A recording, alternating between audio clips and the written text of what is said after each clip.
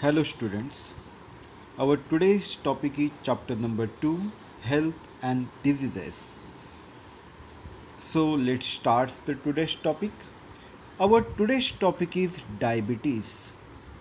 Now, do you remember any person drinking the sugar-free tea or avoiding consumption of sweet? What may be the possible reason why they are drinking the sugar-free tea or why they are avoiding the consumption of sweets? Answer is very simple, student. These people are actually suffering from the disorder that is diabetes. Now, what do you mean by diabetes? How it has been caused? Actually, the hormone insulin produced in pancreas control the level of sugar glucose in blood. So, in pancreas, there is one insulin which is known as hormone which control the level of sugar glucose in blood.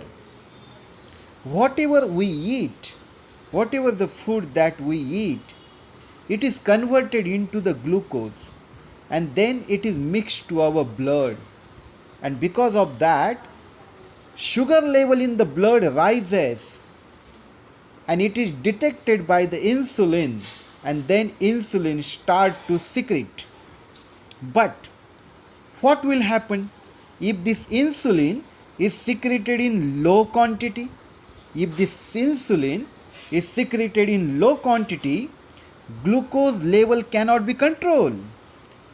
Glucose level will be rise, the sugar level will be rise, and this disorder is called as diabetes. Now, if a person has a diabetes, how we will know that there are some symptoms of diabetes which you cannot be ignored? The symptoms of diabetes are: first, frequent urination at night. Frequently, those people urinated at night for many times. Second one is the increased obesity or weight loss. So these are the symptoms of the diabetes. Now, maybe the question arises in your mind that, so what are the reasons for the diabetes? The reasons for diabetes are heredity. Now, what do you mean by heredity? If your parent has a diabetes, it may be possible that you will be suffered from the same disorder, that is the diabetes. That is heredity, from parents to their offspring or to their children. Second reason is the obesity, which is the very important one. Third, lack of physical exercise. If you are not doing the physical exercise, then glucose level in your body, in your blood will be rise up and it can cause the diabetes. And the fourth and the very important one, that is the mental stress. If you are not mentally balanced, if your mind is not stable, you have a tension, then the diabetes will increase, glucose level will be increased.